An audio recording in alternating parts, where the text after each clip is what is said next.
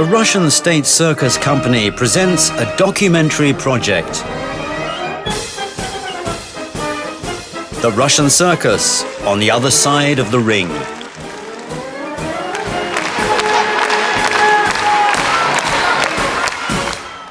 The Russian circus is a unique creative phenomenon, which has no comparison in the world.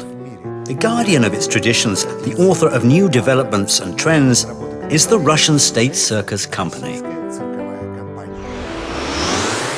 Today, the Russian State Circus Company is a giant organization which includes more than 70 branches all over the country, 38 permanent circuses, 15 traveling circus big tops, 9 traveling zoo circuses, 3 directorates for circus on stage, a circus arts center, a nursery of exotic animals,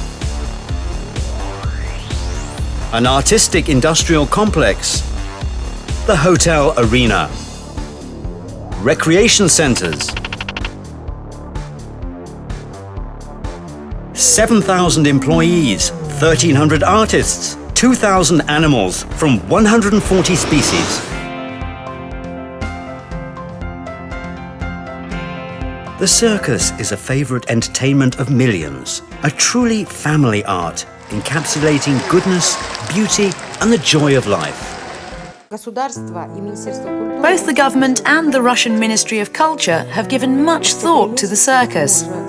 In October, we presented a creative project and it has been approved. I'm proud to say that in 2013, even though we've been busy with the construction of our circus buildings, we produced 55 new performances. And in 2014, we have a very important task. We need to create 4 new star turns, 4 new theme plays, and 25 circus acts.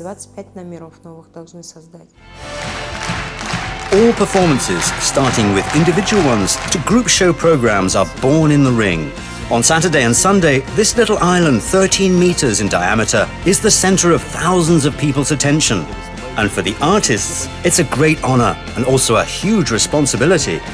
It's important to have all acts successfully performed. And therefore, even when the hall is empty, lit by ordinary lights, the ring continues to live in its rhythm of regular rehearsals. At the Circus Arts Center, the main training base of the company, over 100 artists hone their skills daily. They're led by directors, choreographers, and artistic guides. At this time, about 110 people are rehearsing in our training base, and we're preparing 2 new performances. Jugglers on Drums, which is a totally new circus act, and Diavolo. Performances which I think have the right to be released and demonstrated in the international arena.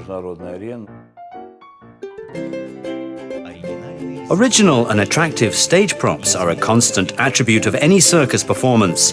For these and many other acts, the designs are manufactured in a local workshop. Some of the equipment has been here since the Soviet era and is still operating properly. But most of the props, such as the air equipment, can't be created without modern technologies. More complicated set designs are made to measure at the Moscow Artistic Industrial Complex. For 60 years, this branch of the company has been serving the circus, creating scenery for performances, sewing costumes, shoes, and carpets. As in any other domain, in the circus, attention to detail is enormously important. Even the smallest item is an integral part of the show, and it should conform to international standards. People should know that a professional circus group of high quality has arrived in their city, properly advertised with modern lighting and sound equipment, technologies, with beautiful artists, numerous animals, costumes, and stage props. When a genuine show is evident, the audience believes it and flocks to the circus. Becoming a presenter of your own act requires investment and the recognition of a wide audience. The artist must go through all kinds of trials to achieve this. When starting a career, a young circus performer has to overcome the stringent examination of the director's board and convince a master of the art that their performance is the best. And only then will they be allowed to perform in the ring. The director's board is engaged in the creative part of the work. This includes circus acts, plays, performances, artists who come seeking employment. Firstly, the board's members pay great attention to the circus repertoire and level of performing skills. They evaluate how this or that performance will bring success and income to the company. Besides that, economists and representatives from the touring and organization department are invited.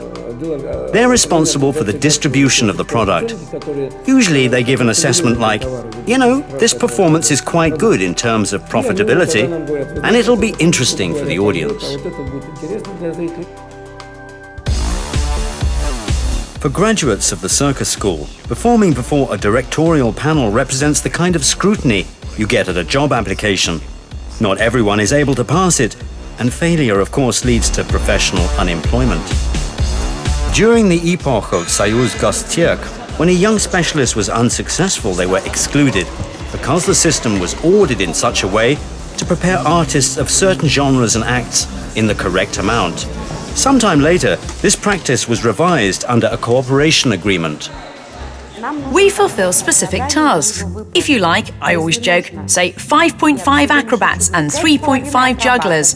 We will enroll them, train them, and they graduate all together. In this way, the Russian state circus company saves on accommodation because they stay in the dorms for free. We save on rehearsal time too because they'll do this in the school ring. As a result, the company gets a fully developed professional and the performances they need. The best of the best shows are included in the circus program, so it becomes an integral part of one giant mechanism, the circus conveyor belt. Every 6 weeks, the artists and their families move to another city, giving performances in over 40 regions, thus making the long journey from Moscow to Vladivostok, which lasts several years. This principle has been practiced for decades. It appeared in Soviet times, and then it covered not only the territory of the Russian Federation, but also the 15 republics. This principle is so successful, and it gives audiences a chance to see all the acts over a certain period, and so of course it's preserved in our time. We can guarantee people a permanent job throughout the year. Apart from 3,000 people, animals also take part in the creation of circus shows. Perhaps they are the most favorite artists for both children and adults. About 2,000 of them, from 140 species, perform in Russian circuses. Star turns, created by animal trainers like Nikolai Pavlenko, the Zapashny brothers, and Tamerlan Nugzarov, have entered a legendary status. Anyone who believes that circus life is limited by the space of the ring is mistaken. Outside the arena, the work includes a great number of people, more than 5,000 employees. All of them, in addition to the performers, serve the great circus faithfully. The building on Pushesnaya Street in Moscow is the company's think tank and headquarters. It's here that people create touring schedules, elaborate circus programs, and solve key tasks concerning the development of the circus business. A major consideration is the reconstruction of the buildings. Also, the extensive repairs and reconstruction of the hotels for the circus performers. Then there's the creation of costumes for the ring. We think about set designs and the auditorium too. Certainly, there must be a warm and cozy atmosphere in there because the circus is for families. The most important thing expected from the circus today is a gradual weaning from public subsidies to attain self-sufficiency. The circus is a socially significant thing. We don't work in the circus to get rich. So, as I keep on saying, the circus needs government support. Currently in Russia, the circus in Yekaterinburg is regarded as self-sufficient. This means that the profits from ticket sales cover the costs of the enterprise. I've been here as the director for 19 years, and since the very beginning we broke even. There's no great secret to this. First, you need a high-quality product. Then you must gain the trust of the audience and never let it go, or cheat on your promises. Then spectators will come. And of course, now the most difficult task for any circus is modernization and the updating of its premises. This naturally needs state assistance. Repair costs should not be lumped into the ticket price. The government allocates hundreds of millions of rubles in subsidies for the Russian state circus company's needs. Most goes to the reconstruction and restoration of buildings, many of which haven't been repaired for over 50 years. Federal funds aren't always enough, and until September 2013, regional authorities had no right to finance local circuses.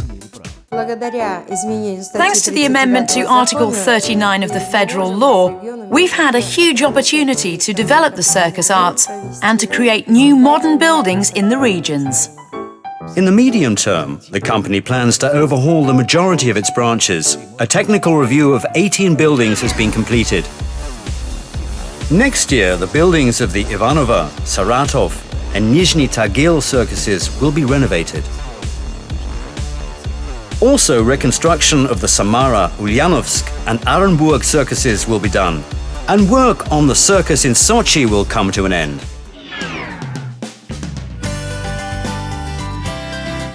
Circus company employees believe that after the buildings are updated, it will be possible to arrange foreign circus performances all over Russia and promote tour exchanges of domestic and foreign troops.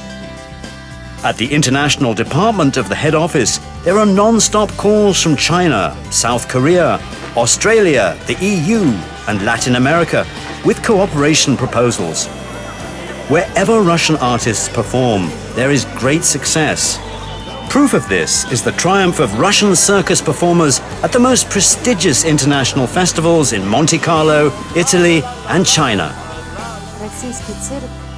The Russian circus has always been a kind of hallmark of our country. We would really like for the circus arts to be recognized again as part and parcel of Russia's national heritage. Next year, the Russian circus celebrates its 95th anniversary. For this, the Russian State Circus Company is rehearsing several holiday performances. These will include both the masterpieces of classical circus art and completely new shows and star turns. What the artists are preparing for us is still a secret, but I imagine it will be something amazing. And not once during the performance, we'll exclaim, "Bravo!"